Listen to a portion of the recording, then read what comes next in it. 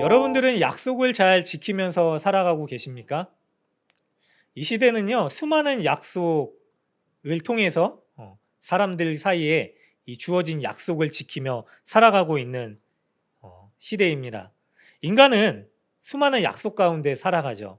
뭐 법적인 약속도 있고요. 사회 규범적인 약속, 또 규범은 아니지만 도덕적인 약속, 그리고 심지어 가정을 이룰 때도요.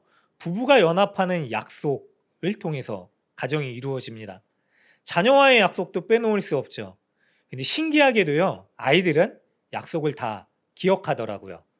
기가 막히게 기억해서 이거 사준다라고 했잖아 라고 기억하고, 그리고 그거를 꼭 얻고 맙니다. 약속을 지키는 게 참 쉽지 않습니다. 심지어는 많은 경우 이 약속을요, 위기를 모면하기 위한 수단으로 사용하기도 합니다. 그래서 당장의 위기를 모면하기 위해서요, 그냥 당장의 약속을 하기는 하는 거예요.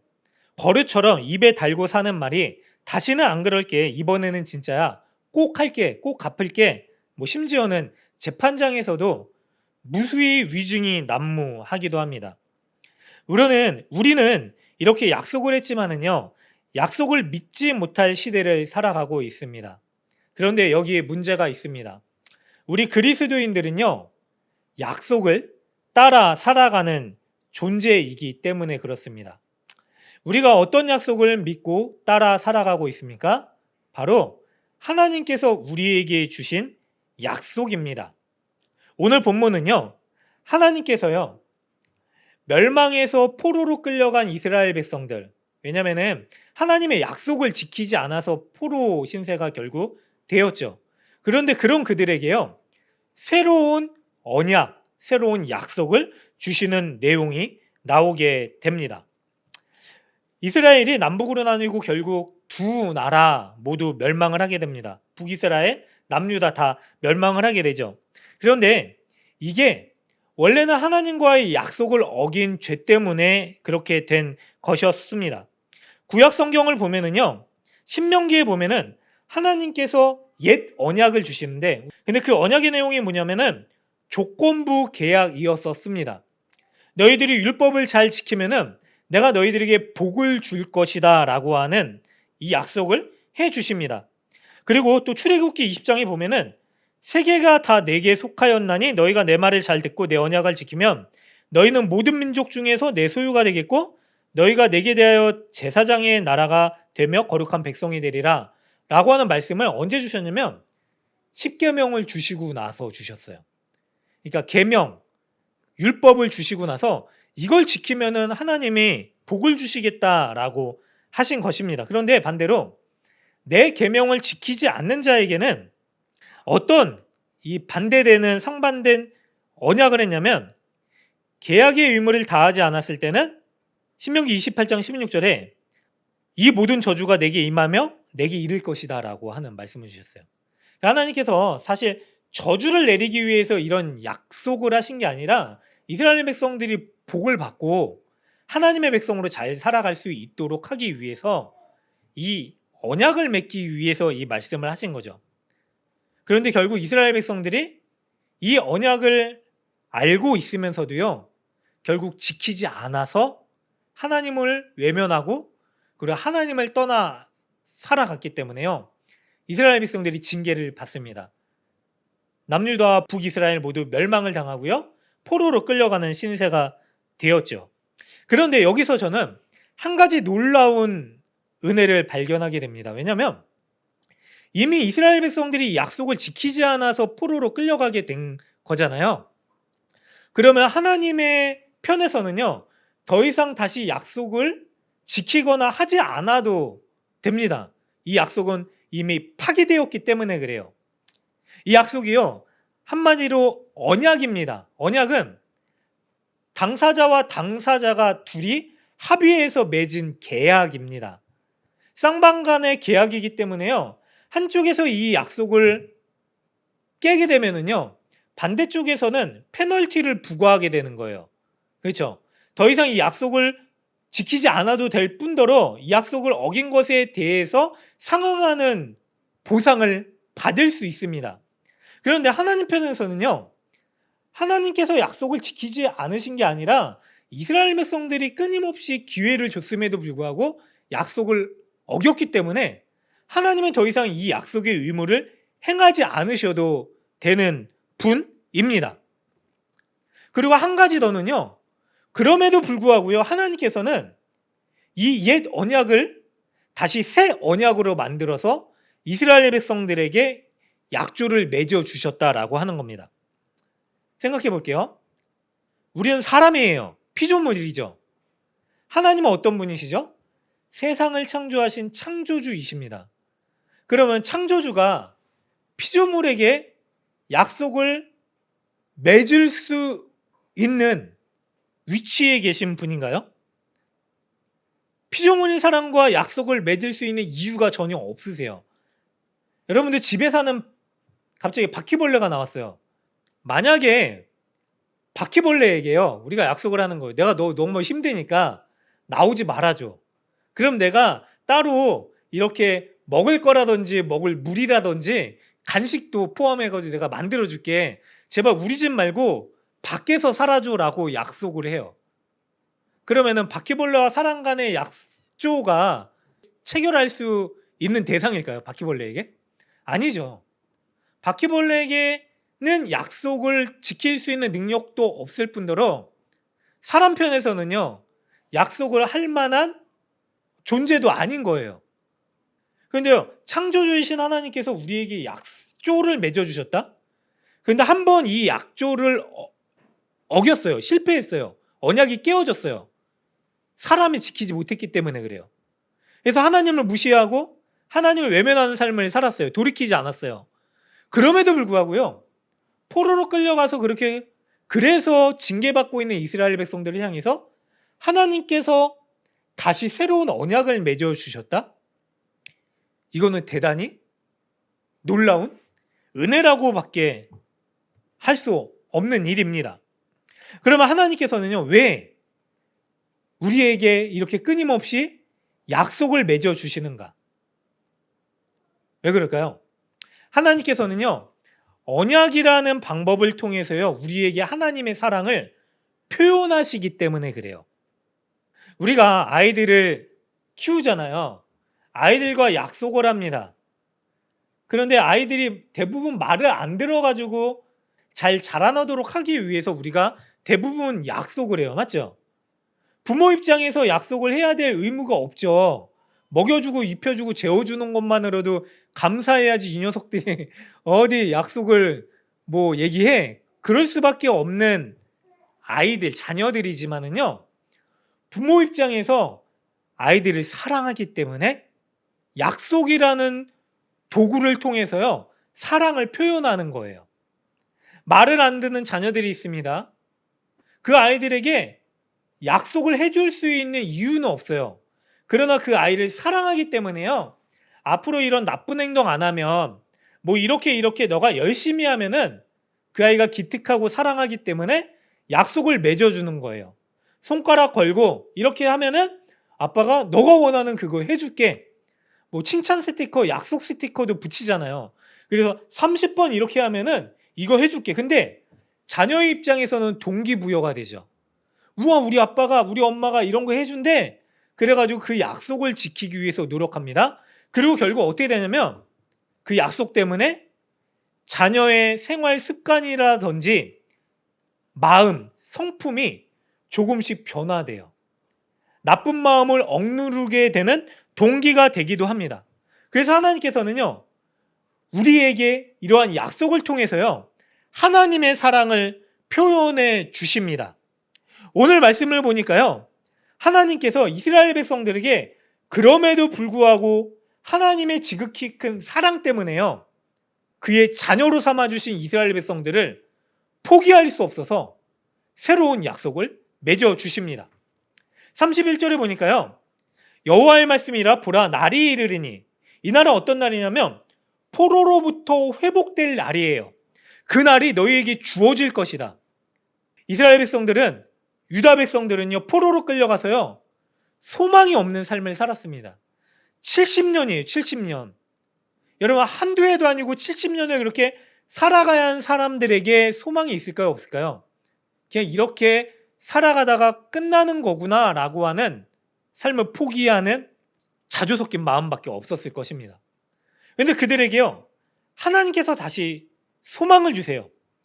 내가 이스라엘 집과 온 유다 집에 새 언약을 맺는다라고 말씀을 해 주세요.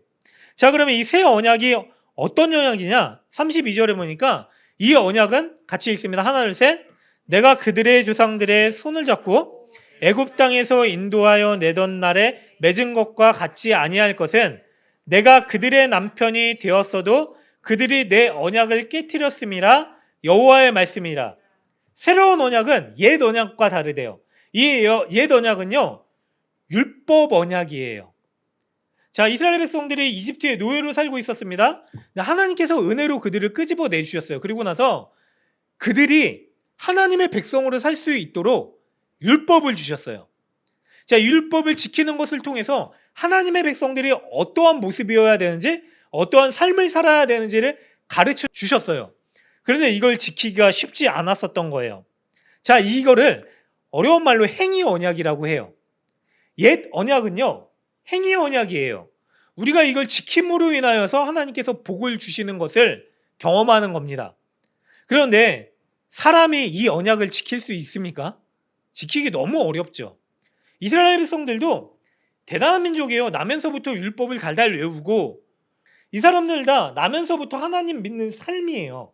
그걸 보고 삶에서 체득하며 살아갔었던 사람들인데, 그런 사람들조차 이 율법을 지키기 어려웠죠. 지킬 수 없었습니다. 그래서 결국 실패했어요. 그런데요, 하나님께서 그런 그들을요, 절망 가운데 그냥 두지 않으시고 새 언약을 주셨는데, 이 언약은 옛 언약과 다르다라고 말씀하십니다. 왜냐하면 이 언약은 어떤 언약이냐? 은혜 언약이기 때문에 그래요. 좀 어렵죠? 다시 아까 말씀드렸던 내용으로 돌아가서 생각해 볼게요. 약속은 깨어졌어요. 더 이상 약속을 주시지 않아도 돼요. 왜냐하면 약속을 주시는 것은 하나님의 사랑을 표현하는 거고요. 다시 약속을 주셔서 이스라엘 백성들이 하나님의 백성답게 하나님의 복을 누리도록 살아갈 수 있도록 해주시는 은혜예요. 자, 쉬운 예로요. 우리가 집을 계약하러 갔어요. 그런데 집주인에 대해서 물어보니까 이 집주인이요, 전세 사기를 여러 번 한 전세 사기 범인 거예요.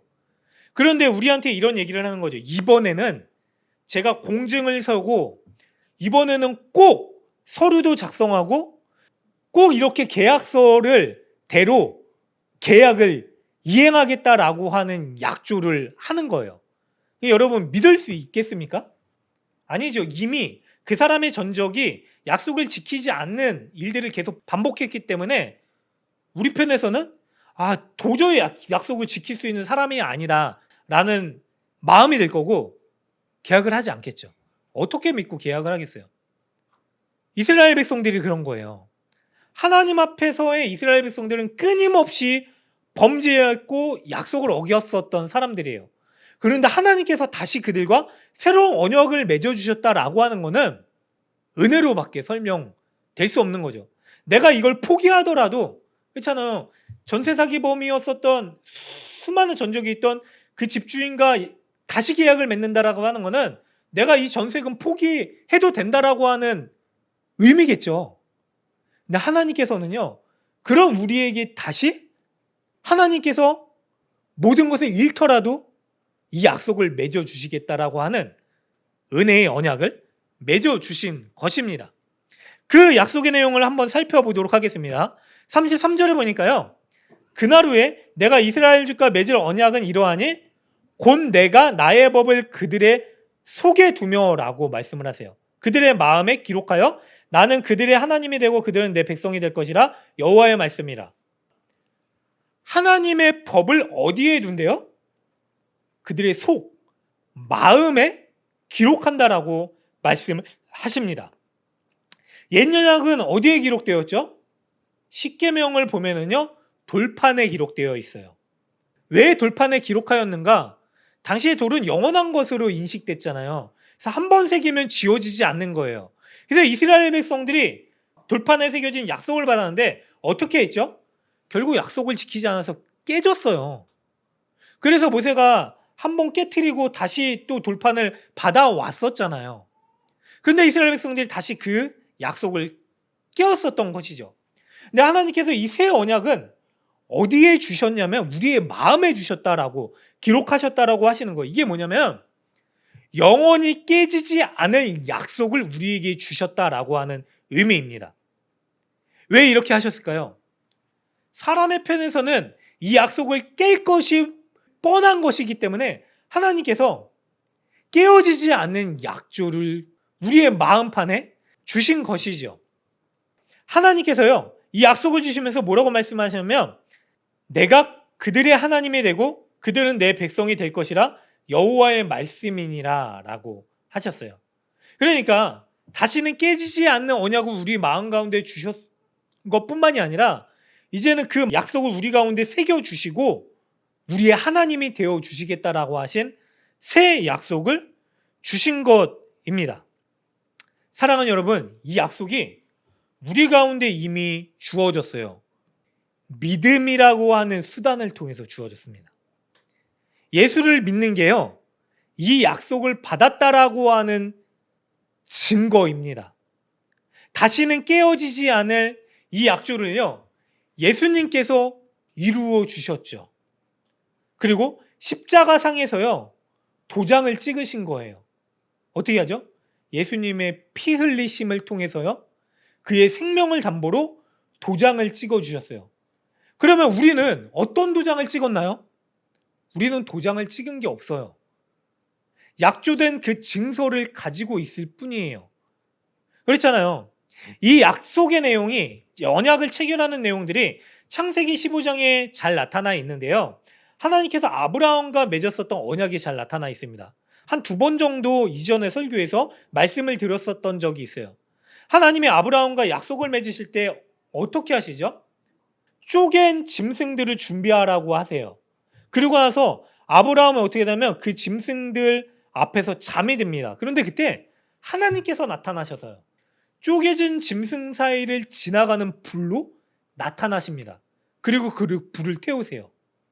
이게 어떤 의미냐면 고대 근동에서는요, 당시에 민족과 민족, 부족과 부족이 약조를 맺을 때 정확히 이런 형식으로 약조를 맺었다라고 합니다. 두 민족, 부족이 쪼갠 짐승을 사이에 놓고서 서로 대표가 그 짐승 사이를 지나가는 거예요. 온갖 오물과 피가 묻겠죠. 그리고 나서 약조를 맺는데 만약에 한쪽에서 이 약조를 깨면은 이 쪼개진 짐승처럼 죽임당할 것이고 피를 흘릴 것이고 수치를 당하게 될 것이다 라고 하는 의미로 이러한 약조를 맺었다라고 합니다. 언약과 계약이죠. 그런데요, 하나님께서 아브라함과 맺으신 언약, 계약에는요, 이 쪼개진 고기 사이를 누구만 지나갔냐면 하나님만 지나가셨어요. 사실 하나님 편에서는 지나가지 않으셔도 돼요. 왜냐하면 약자가 지나가야죠. 그렇죠. 하나님께서는 약속을 지키지 않아도 돼요. 강한 부족은요, 약한 부족에게 그 짐승 사이를 지나가게 하는 약속을 맺게 합니다.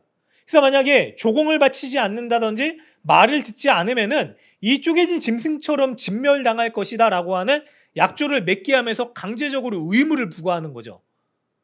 그런데 하나님과 아브라함이 계약을 맺는다? 그러면 당연히 아브라함이 지나가야 되는데 아브라함은 지나가지 않았어요. 잠자고 있었어요. 그 사이를 누구만 지나가냐면 하나님만 지나가셨죠.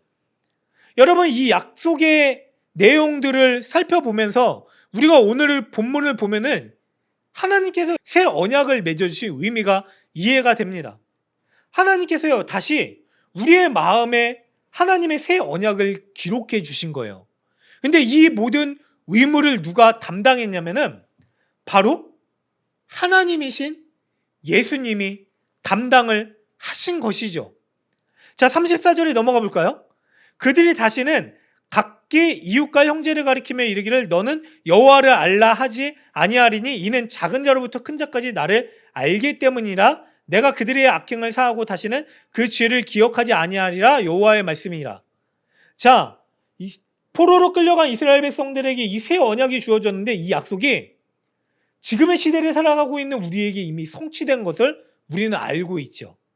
더 이상 이 시대의 사람들은요, 하나님을 모른다라고 할 수 없을 정도로 복음이 들려졌습니다. 그리고요, 하나님께서 이 약속을 맺어주신 사람들은요, 우리의 마음 가운데 예수님을 믿는 믿음이 주어진 사람들이죠. 그들은요, 더 이상 하나님을 모른다라고 말할 수 없는 사람들입니다.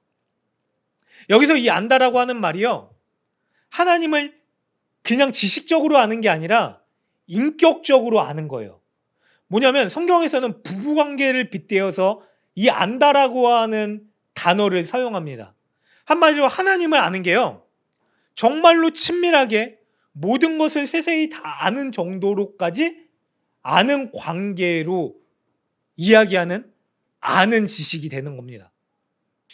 제가 만약에요, 법적인 소송에 휘말리게 되어서요, 그럴 일 없어야 되지만 믿을 만한 변호사를 구하겠죠. 그 사람이 1억을 볼 겁니다. 그 사람이 이렇게 어디 하버드 법대를 나오고 세계적으로 유명한 로펌에서 일을 하고, 그래서 운 좋게 그 사람을 알게 됐어요. 그 사람을 아는 지식이 있는 것과 그 사람이 나를 위해서 이 재판에서 승소하도록 피와 땀을 다하여 열정을 가지고 일해 줄 것을 아는 것, 이건 다른 거죠. 그렇잖아요. 내가 아무리 그 사람이 유명한 변호사라는 것을 안다고 하더라도요, 그 사람이 나에 대해서 알고 나를 위해서 온 힘을 다해서 정말로 가족처럼 이 재판을 승소하도록 애써주는 거랑은 다른 거예요. 생명을 다루는 일도 마찬가지입니다. 그 의사 교수님이 서울대 병원에 가장 유명한 권위 있는, 그리고 세계적인 석학인 유명한 의사 교수님이 내가 그분에 대해서 아는 것과 그분이 나를 알고 서로 인격적으로 친밀히 관계가 형성된 상황에서 제가 병이 걸려가지고 그 사람에게 진료를 받고 치료를 받는 것과는 다른 의미가 될 거예요. 만약에 사랑하는 가족이 병에 걸렸다라고 하면은 그냥 환자로서 만나는 사람과는 다른 마음가짐을 가지고서 그 사람을 치료하기 위해서 모든 애를 쓰겠죠. 그런데요, 이제는 더 이상 이 새 언약이 주어진 이스라엘 백성들에게는요, 하나님을 아는 게요, 그냥 하늘에 계신 분, 세상을 창조하신 분, 그러나 나랑은 상관없는 분으로 여겨지는 지식이 아니라요, 하나님께서 직접 우리 가운데 찾아오셔서요, 우리와 인격적인 관계를 맺고요, 우리의 삶 가운데 친밀히 동행해 주시면서 하나님을 알 수 있도록 해주시겠다라고 하신 은혜의 약속을 주신 거예요. 실제로 그런 일이 일어났죠. 하나님이신 예수님께서 우리 가운데 오셨고요, 우리가 그 예수를 믿을 수 있는 믿음이라는 은혜를 받았고요, 이제 예수님을 눈으로 볼 수 없지만은요, 대신에 예수님께서 약속하여 주신 대로 성령 하나님을 우리 가운데 보내주셔서요, 예수님을 알고 경험할 수 있도록 우리에게 이 새로운 언약을 이루어 주셨죠. 여러분, 하나님께서 이러한 놀라운 약속을 포로로 끌려간 이스라엘 백성들, 그리고 이 시대를 살아가고 있는 죄의 포로였었던 우리에게 주신 것입니다. 그래서 이 약속은 은혜라고 밖에는 설명될 수 없는 거예요. 한 가지 더 있는데요, 보니까 34절 뒷부분에 이 약속을 주시고 뭐라고 말씀을 하시냐면, 내가 그들의 악행을 사하고 다시는 그 죄를 기억하지 아니하리라 라고 말씀을 하세요. 옛 언약을 받았었던 이스라엘 백성들은요, 죄를 지으면 어떻게 해야 되냐면 옛 언약대로요. 죄를 지을 때마다 제사라고 하는 행위를 통해서 죄사함을 얻게 되는 의식을 치러야 됐습니다. 제사를 드려야지 죄가 사함받는 거예요. 이게 굉장히 어려운 종교 의식이었죠. 그런데 이런 일들을요, 죄가 있을 때마다 해야 됐고요. 그리고 절기 때마다 해야 됐고요. 의무적으로 해야 되는 사람들이었었습니다. 이게 옛 언약이었어요. 그런데 새로운 언약은 뭐냐면요, 하나님께서요, 그들의 악행을 사하여 주시고 다시는 그 죄를 기억하지 아니하리라 라고 하시는 언약을 맺어 주신 거예요. 여러분, 어떻게 그럴 수 있을까요? 우리가 살아가면서 약속을 맺잖아요. 그런데 약속을 어기면 어떻게 하죠? 계약을 파기한 사람들, 제가 피해자가 됐어요. 그러면 어떤 마음이 듭니까? 이거에 대해서 손해를 내가 보상받아야겠다? 저 약속을 어긴 사람과는 다시는 내가 약속을 하지 말아야지. 이런 마음이 들 수밖에 없죠. 그런데요, 그렇게 행동했었던 우리를 향하여서 하나님께서 이제는 어떻게 말씀을 하시냐면요, 우리의 악행을 사하시고 다시는 그 죄를 기억하지 아니하겠다라고 말씀을 하셨어요. 그런데 이거를요, 예수님께서 우리에게 성취하여 주셨죠. 그렇죠. 오직 예수를 믿는 자들에게는요, 의롭다 함을 얻는 은혜를 주셨다라고 말씀을 하셨어요. 아까 주일학교 아이들과도 로마서 3장을 가지고서 이 칭이 의롭게 된다라고 하는 의미를 잠깐 설명을 했는데, 어떤 의미입니까? 우리가 의롭게 살았기 때문에 의롭다 함을 받은 겁니까? 그래서 다시는 죄 없는 삶을 살았기 때문에 하나님께서 우리의 죄를 기억하지 않으시는 겁니까? 아니죠. 우리의 모든 죄를 예수님께서 담당하시고요, 심판대 앞에서요, 마귀는 여전히 우리의 죄에 대해서 고소고발하지만 하나님께서 생명책에 기록된 우리의 이름을 보시고 예수님 때문에, 예수님의 대속의 은혜 때문에요, 우리의 죄값을 묻지 않으신 게 바로 의롭다함을 받는 은혜의 사건이죠. 마찬가지입니다. 하나님께서 우리의 죄를 다시는 기억하지 않으시겠다라고 하는 약속을 우리가 지킨 게 아니라요, 사실 하나님께서 지키신 거예요. 하나님께서 십자가에서요, 이 약속을 완전히 이루어 주셨기 때문에요, 우리는 더 이상 우리의 죄 때문에 정죄당하지 않을 수 있는 은혜의 자녀가 되었습니다. 그래서요, 다시 죄에 넘어지더라도요, 예수를 믿는 믿음을 보시고요, 정죄하지 않으시겠다라고 약속하신 거예요. 우리가 믿음으로 말미암아 그 은혜를 모두 다 받았습니다. 사랑하는 여러분들, 우리는 약속의 백성들입니다. 하나님께서 이루신 사건을 우리가 약속으로 받아들이고 믿고 살아가는 하나님의 백성 되었습니다. 무엇 때문입니까? 오직 믿음입니다. 예수께서 우리에게 행하신 그 은혜의 약속을 믿음으로 말미암아, 내가 한 게 아니라요, 나는 할 수 없지만 그 예수님께서 행하여 주신 그 은혜를 믿음으로 말미암아 우리가 이 새 언약의 백성들이 되었습니다. 그래서요, 여러분들에게 부탁과 도전을 드리고 싶습니다. 그러면 우리가 하나님께서 우리의 마음에 이 약속을 새겨주셨다라고 하는데, 그러면 이 약속을 받은 자로서 어떻게 살아가야 될까요? 새 언약 아래에 있으면요, 우리의 삶의 모든 동기가요, 이유가요, 사랑이 됩니다. 그 사랑은 어떤 사랑이냐면요, 우리에게 약속을 맺어주신 아버지의 하나님의 사랑입니다. 여러분, 청소년기를 자라나고 있는 자녀, 특별히 아들이 있다라고 가정을 해보세요. 맨날 밖에서 뛰놀고 축구하고 농구하고 집에 들어와서 도통 씻지를 않는 거예요. 부모님이 막 잔소리를 해내고 윽박을 지르고 그제서야 겨우 화장실에 들어가서 그냥 목욕을 하는 것도 아니고 손발만 씻고 다시 들어 누워가지고 또 잠을 자요. 속이 터집니까? 안 터집니까? 터지죠.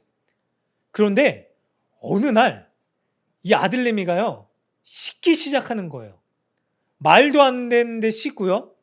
엄마 그 깨끗한 옷 어디 갔어? 옷을 찾아 입고요. 머리를 빗고요. 단장을 하고 나갑니다. 왜 그럴까요? 그렇죠. 좋아하는 여학생이 생겨서 그런 거죠. 여러분, 사랑이 동기가 되니까요, 자발적으로요, 이러한 일들을 하는 거예요. 그동안 잔소리처럼 들려졌던 일들도요, 자발적으로 합니다. 자발적인 사랑의 동기 때문에요, 삶이 변화가 됩니다. 하나님께서요, 우리 마음판에 새겨주신 하나님의 사랑이 바로 그거예요. 하나님께서 먼저 사랑을 베풀어 주신 그 사랑을요, 우리 마음에 심어주셨어요. 우리는 알 수 없지만 성령 하나님께서요, 그걸 깨닫게 하십니다. 그래서 하나님을 알게 해주세요. 하나님이 지금도 나와 함께 하시는 분이구나. 하나님의 사랑이 이만큼 놀라운 거구나. 그 사랑을 깨닫게 되니까요, 우리의 삶이 변화되기 시작합니다. 새로운 언약을 받은 백성답게요, 그 약속을 지키는 게요, 더 이상 의무가 아니라요, 이제는 기쁨으로 자발적으로 하나님의 사랑이 좋아서, 그렇죠? 그 사랑을 베풀어 주신 은혜가 얼마나 큰지를 깨닫게 돼서요, 기쁨으로 행하게 되는 것이죠. 그래서요, 우리가요, 예수님이 우리에게 베풀어 주신 그 사랑으로 인하여서요, 우리의 마음 가운데 새겨진 새로운 언약을 기쁨으로 지킬 수 있게 되는 자녀가 되시기를 간절히 소망합니다. 여러분, 기쁨으로 하는 거예요. 한 가지 더는요, 주님께서 이 약속을 어떻게 이루어 주셨냐면요, 이 약속을 히브리서 9장에서는 9장 16절과 17절에는 구약의 이 언약이라고 하는 단어를 가지고 와서 어떻게 번역을 했냐면요, 유언으로 번역을 합니다. 유언. 유언이 그런 거잖아요. 유언을 쓴 당사자가 죽을 때에만 효력이 발생하는 언약입니다. 그래서 히브리서 이 9장 16절 17절을 보면은요, 유언은 유언한 자가 죽어야 되나니 유언은 그 사람이 죽은 후에야 유효한즉 유언한 자가 살아있는 동안은 효력이 없느니라 라고 하면서 예수님께서 피 흘리심으로 이 언약을, 유언을 효력 있는 언약으로 만들어 주셨음을 얘기를 합니다. 여러분, 이게 얼마나 큰 약속을 따를 수 있는 동기가 되냐면요, 저희 아버지가요, 술과 담배와 교회를 나오지 않으시고 세상의 여러 가지 것 즐거움에 취해 살아 계셨었습니다. 근데 중학교 2학년 때 저희 할머니 권사님이 소천을 하셨어요. 그러면서 남기신 유언이 뭐냐면, 살아생전에 너가 예수님을 꼭 믿었으면 좋겠다라고 하는 유언을 남기셨어요. 내가 죽더라도, 아니면 계속 그 예수님을 믿는 것만 당부를 하셨는데, 어떤 변화가 나타나냐면 교회도 잘 나오지 않으시고 어쩔 수 없이 가시고 하셨던 분이 할머니가 돌아가시고 나서 자발적으로 할머니의 유언과 같은 당부 때문에 교회를 나가기 시작하셨어요. 자발적으로 나가셨다라는 걸 말씀드리는 거예요. 어쩔 수 없이 저희 어머니, 아내의 등살에 이겨서 할머니 때문에, 애들 때문에 어쩔 수 없이 간 게 아니라요, 할머니의 유언 때문에, 어머니의 유언 때문에 자발적으로 나가기 시작하시고 하나님을 경험하시고 직분을 가지시고 장로가 되시고 교회 일에 봉사하시고 주님이 세우신 교회를 위해 헌신하는 삶을 살아오셨어요. 왜 그럴까요? 유언이 효력이 되어 그 사람의 동기가 된 거예요. 사랑하는 여러분, 그런데요, 하나님께서요, 이 새 언약을 맺어주신 것을요, 어떻게 효력 있는 언약으로 만들어 주셨냐면요, 하나님이신 예수님이 옛 언약 때에 쪼개진 짐승 사이로 지나가신 약속 때문에요. 언약이 이미 파기되었지만 그들을 포기하지 않고요. 하나님 편에서요. 새로운 언약을 맺어주시고요. 성취해 주셨습니다.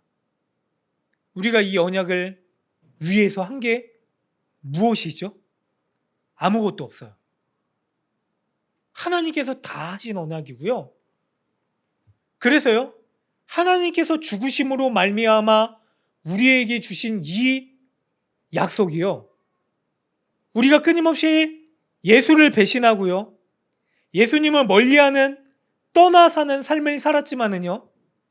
예수께서 십자가에 쪼개신 죽음으로 이 약속을 효력 있는 언약으로 만들어 주셔서 우리에게 언약의 수혜자가 되는 은혜를 주셨습니다. 여러분, 그래서요, 우리가요, 효력 있는 은혜 언약의 수혜자로서 하나님을 기쁘시게 하는 자발적인 믿음의 순종으로 살아갈 수 있기를 간절히 부탁드리고 도전드립니다.